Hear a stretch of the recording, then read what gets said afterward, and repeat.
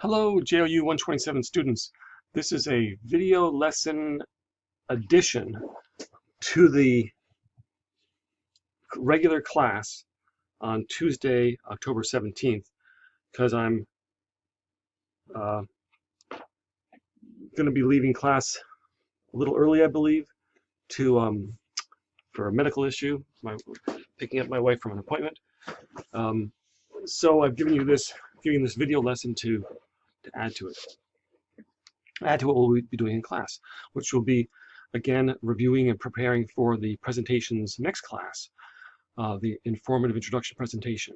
And I'll be giving out this handout, which you will have received.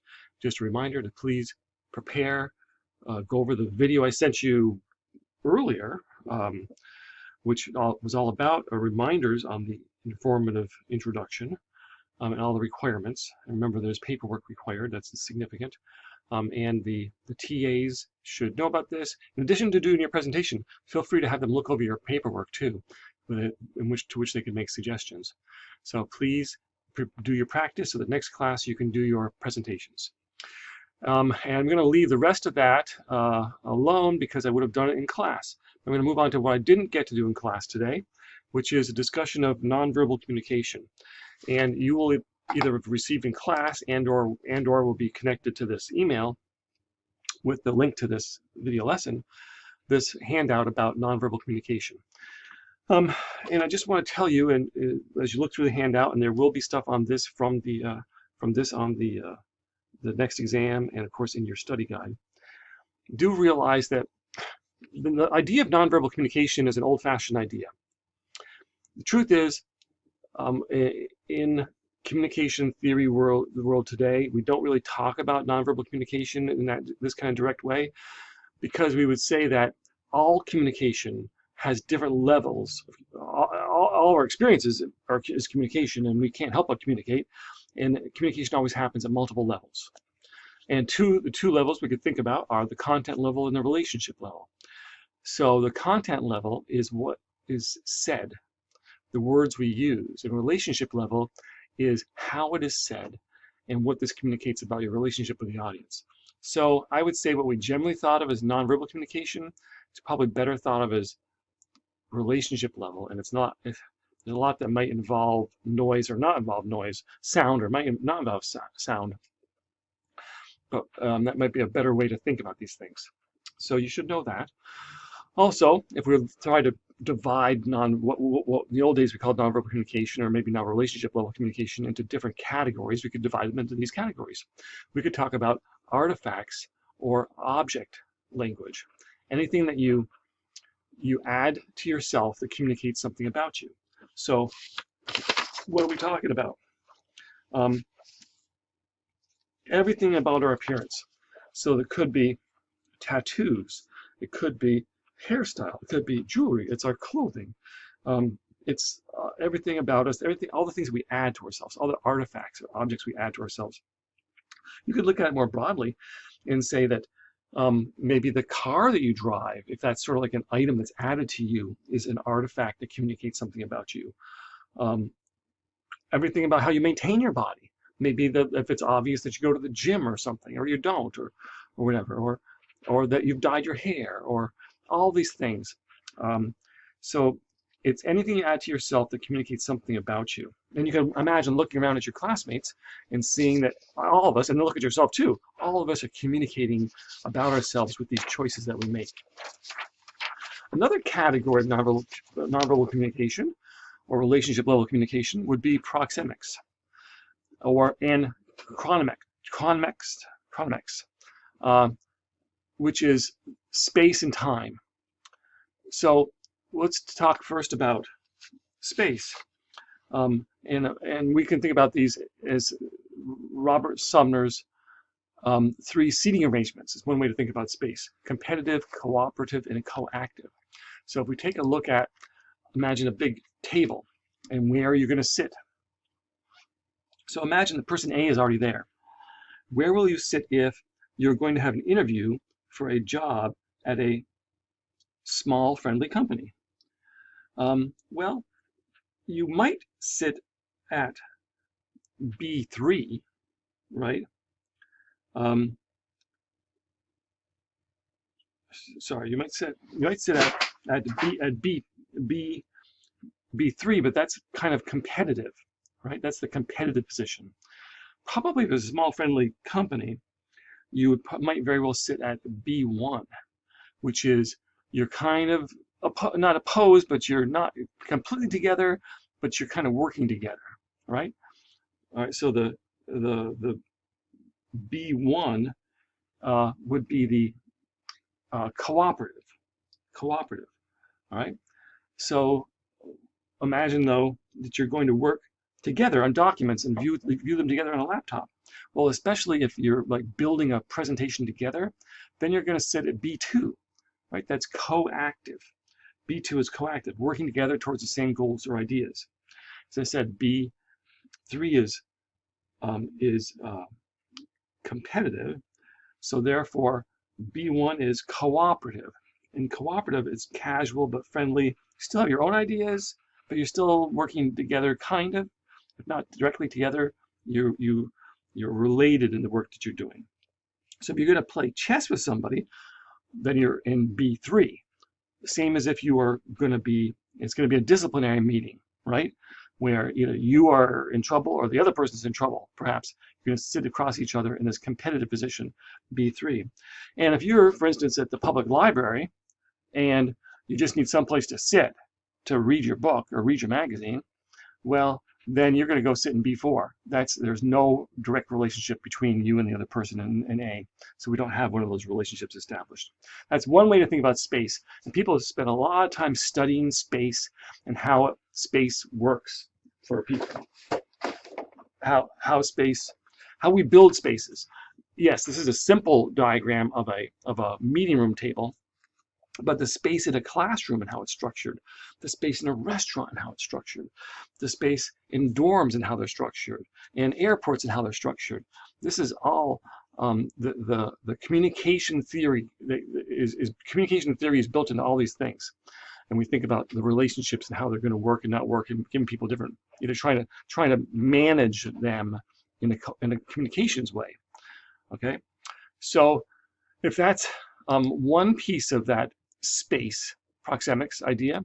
Another would be the idea of 4 levels of space as far as how close you're going to get to somebody, right? So there, I think you would, there's a researcher called Edward Hall, and he developed 4 categories of space that we use in the US to form and maintain relationships. And he talked about the 4 levels are intimate, personal, social, and public. So he said intimate space consists of space that ranges from touch to 18 inches.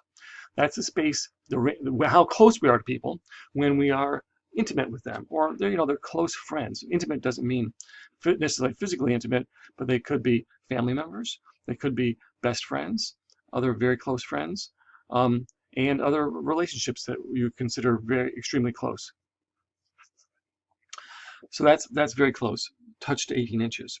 Then he said personal space, which is reserved for most conversations with non-intimate others, friends and acquaintances, for instance, is 18 inches to 4 feet. I would guess that if this same research were done these days, especially during and then just after COVID, I think that these numbers have all expanded somewhat.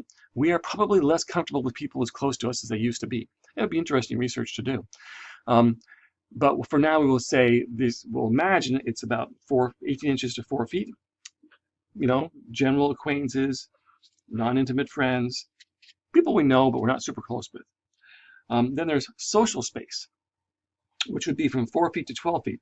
It's used for small group interactions, such as sitting around a dinner table with others, or maybe at a group meeting. Yeah, it might use sometimes that your chairs be a little closer than 4 feet. Yes, it might, but in general, you're still keeping that kind of range, or maybe even a little bit larger range than 4 feet. And then public spaces is when we're just walking around, right? And these are people who we don't know at all. We use space to regulate in these public speaking situation, you're usually that far away from people when you're talking, but also just in the, walking around a mall, walking around a street. You might occasionally pass someone more closely than that, but generally you're trying to keep that kind of space. We use space to regulate our verbal communication and communicate with relational and social meanings. We may not think that we're sending meanings, sending communication with the spacing that we choose, but we definitely are. A fun exercise to do is to go to a public place and just observe people in the space that they have around them, and try to therefore draw conclusions, see what messages you think they're sending with the spacing they're having with other people. Basically, and then use those categories to try to determine what kind of relationship the people are in, romantic or family and friends or just acquaintances or maybe just strangers. So that's an important category. As far as chronometrics, the time or chronometrics, time, well, we definitely send all kinds of communication messages around time. Like, are you early or late? That sends a message communication-wise, or maybe just right on time. Are you slow or quick to answer, right? Or to put your hand up in a class, for instance. Are you more likely to give people more time when they're late before leaving, you know, that sort of thing? How do you feel about the way time works with other people in relationships? And also, what time of day is it? That changes our relationships with people. We might be more relaxed and more talkative in the afternoon and evening than we are in the early morning, for instance, in our relationships. And maybe the communication we send with our choices about things may be related to time, determined by time, and how we use time. So there's another whole field of research about time and communication. So space and time are important. Okay, kinesics, which is body movement. We could use Mark Knapp's classifications of kinesics. Okay, so what are they? Well, kinesics is the study of how we use body movements and facial expression. And this is what is kind of really central to the old-fashioned idea of nonverbal communication, right? It's expressions and body movements. But there's so much more we see now. How we interpret a great deal of meaning through body movements, facial expressions, eye contact. Many people believe that they can easily interpret the meaning of body movements and facial expressions on others. The reality is we don't do a very good job at this at all. It's almost impossible to determine exact meanings for gestures, facial expressions, and eye contact. We rely on a great deal, and we interpret it a great deal, but sometimes it sends us the wrong direction. For example, imagine yourself at a party and you see someone across the room you're attracted to. What sort of nonverbal behaviors do you engage in to let that person know that you're attracted? Likewise, what kind of nonverbal behaviors are you looking to from them to indicate that it's safe to come over and introduce yourself, for instance, or chat with them, right?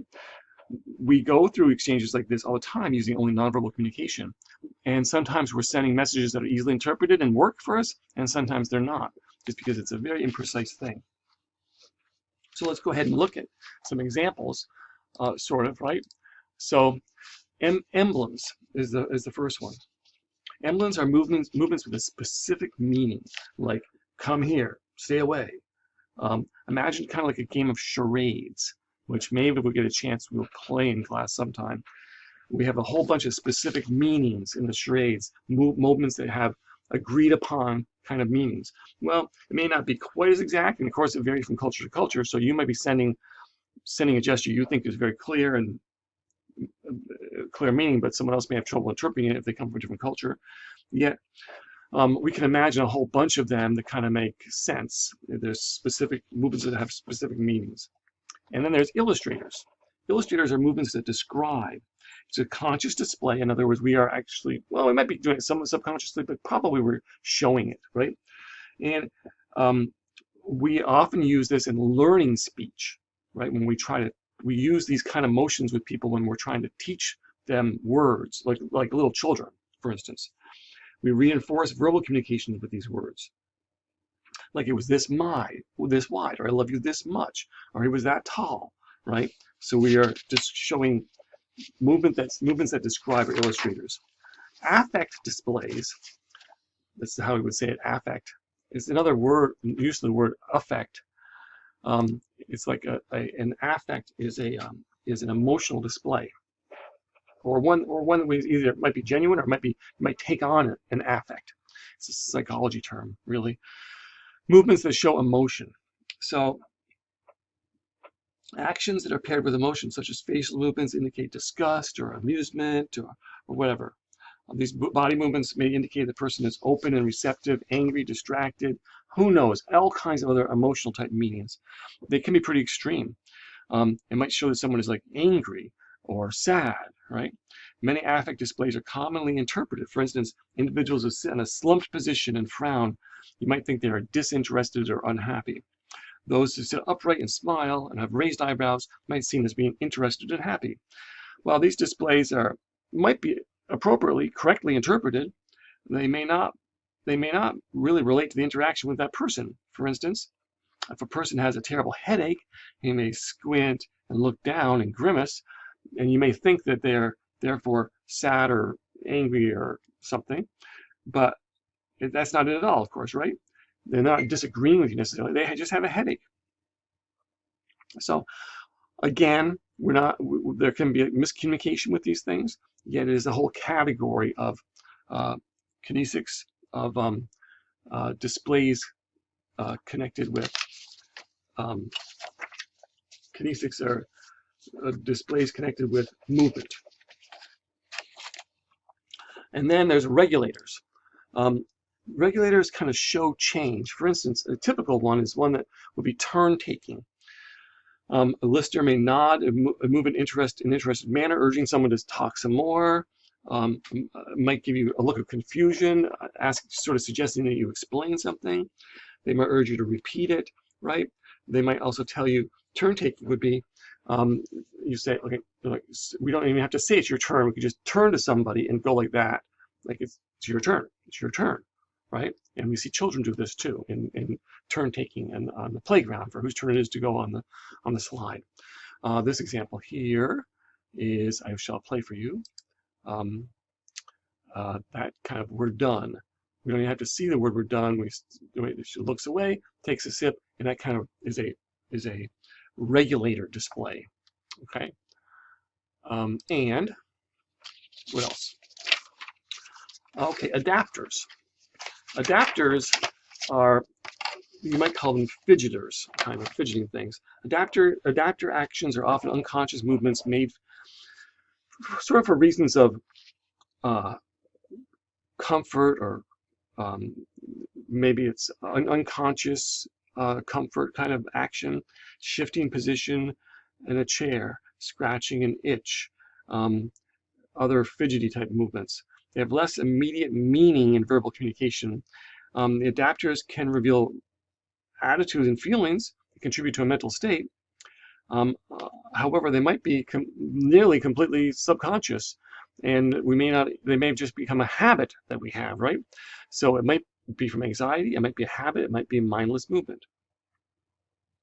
Some examples might be adjusting one's clothes, biting one's nails, fidgeting and toying with an object. Adapters can indicate that the person is upset or nervous, and you might get that feeling, right? And maybe this behavior during a job interview or a meeting might be interpreted negatively, right? But they might just be preoccupied, or they might actually just not even know they're doing it. It might just be a habit. As with affect displays, such body language may not convey true feelings. A person who fidgets and bites their nails may be exhibiting such behavior for innocuous reasons, right? Thus, while such behaviors are often interpreted correctly to be connected to anxiety, they might not be. It might just be a habit that somebody has. In this example, I wanted to show you this silly little thing. It's just a hand fidget, but otherwise he looks like that. Okay, oh, good enough. All right. So the next category is called haptics. So we've gone through number 3, kinesics, and we'll go to haptics. Haptics are about touch, right? So we can convey a lot of information through touch. Touch is the first type of nonverbal communication we experience as humans, as babies, for instance. It's vital to our development and health. People who don't have positive touch in their lives are less healthy mentally and physically. We certainly see that with children who are raised without a lot of healthy touch. Infants that don't get it, they definitely are lacking. It can cause serious problems, right? We use touch to share feelings, relationship meanings. Yes, there's hugs and kisses, but there's handshakes, there's roughhousing, there's other kinds of, relationship closeness that's connected to it. How much touch is used in you and your family and your culture, it varies by background and upbringing and where you live and what kind of cultural group you belong to. So it is true that touch is generally reserved for family and romantic relationships or just very close friends. But in some cultures, touch is used a lot more among other people too. Generally, girls and women in same-sex friendships have more liberty to express touch as part of their relationships than men in same-sex friendships. In traditional Western cultures, or many of them, this is the case. However, despite these social taboos about touch, the need for touch is so strong that men are quite sophisticated in finding ways to incorporate touch into their friendships in socially acceptable ways. The way that kids, young boys and young men might wrestle and play sports, for instance, that involve a lot of touch and so on. Maybe some of that. And lots of people are more comfortable, and hopefully, and now that we see perhaps breakdowns or changes or more flexibility in the roles of people, gender and sex roles of people, perhaps there'll be more recognition that touch, like hugging and just social contact and touch among close friends, is probably more acceptable. Throw on top of that, though, we've all been pushed away from each other with COVID, so that could have another effect too. Another example I can tell you personally. An exchange student from Brazil coming here to the college, did not hesitate at all to come up to somebody and say, "Oh, you got an eyelash on your face," and then go up close to them and brush it away, right? Which would be closeness and touch that would feel somewhat intimate and a surprise when the person who is doing it is someone you barely know and have only just met, perhaps. But in her country, in her culture, it was a very common thing to do, that kind of physical touch accepted like that way. So that's haptics, is touch. And then we have paralanguage, which is anything concerning the voice. But it's still nonverbal, because not the content level, it's the relationship level. So it's all the rest of the meanings that we send with our voice.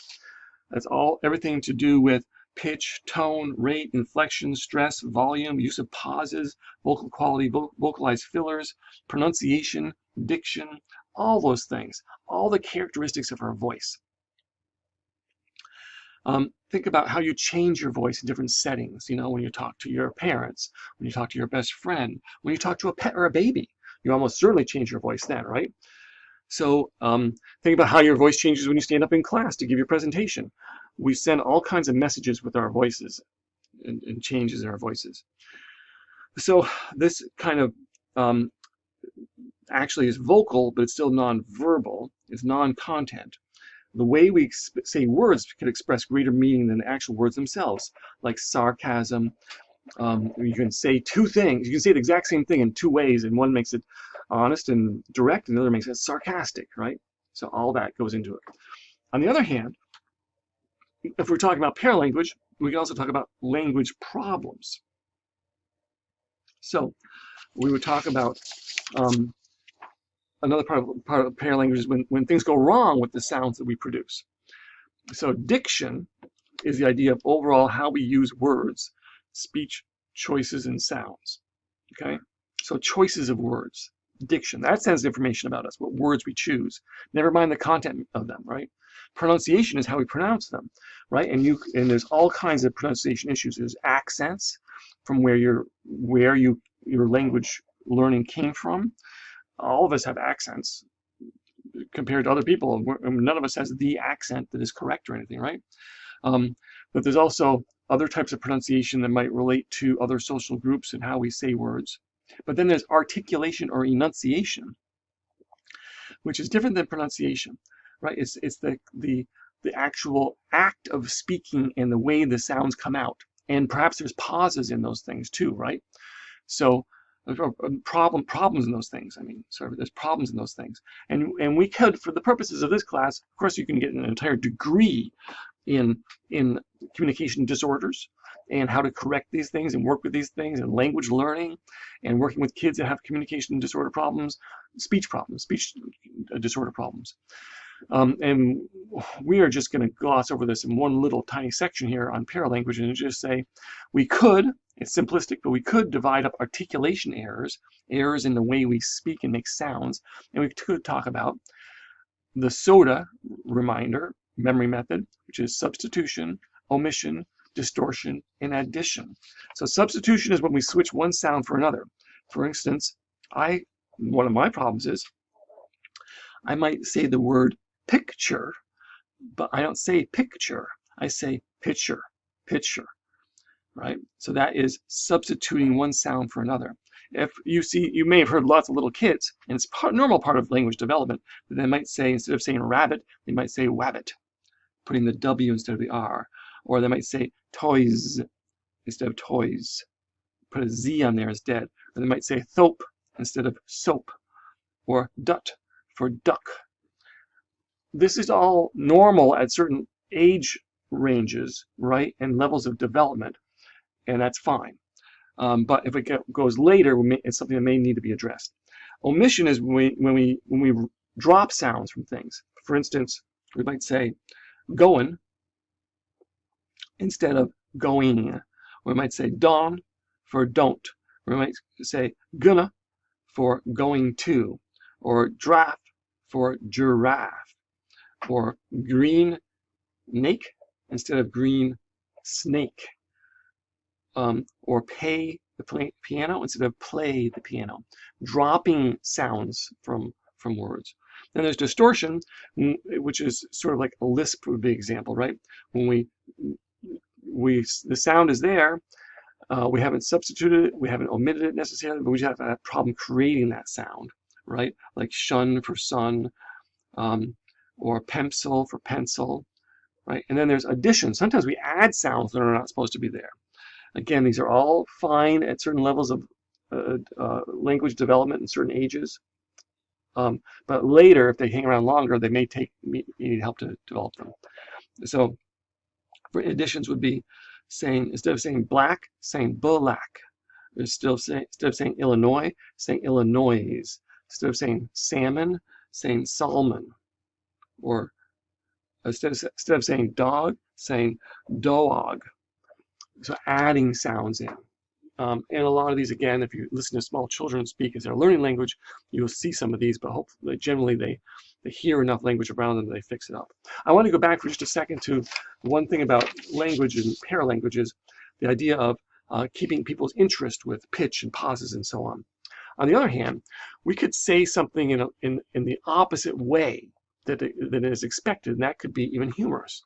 And I have a little video I want to show you. I'll include a link to these also, but I want to show you a little video of Stephen Wright and some of his comedy, and then just think about his delivery if you haven't listened to it before. So this is a little old, but you'll get the idea. Oh, is there going to be an ad? Sorry about the ad. Known for our customer service since 1973. My theory of evolution is that Darwin was adopted. I got a new dog. He's a paranoid retriever. He brings back everything because he's not sure what I throw him. My uncle was a clown for Ringling Brothers Circus.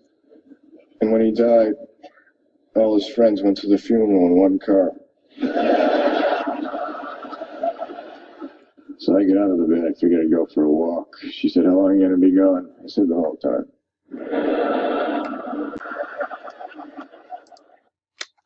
Okay. Sorry for that little glitch at the end there. And there's a lot more of that if you want to watch it. Let me get out of that and just tell you that the idea is that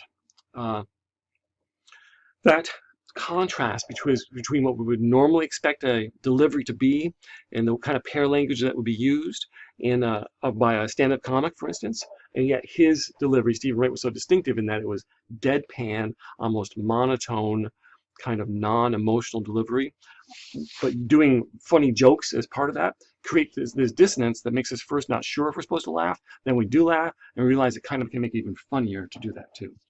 So that's another way to use paralanguage, perhaps intentionally, kind of to create a conflict of a kind, right?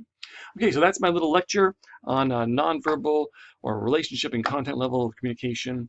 And some of this stuff you should be paying attention to your handout and looking at your study guide, and it will be involved in a future exam.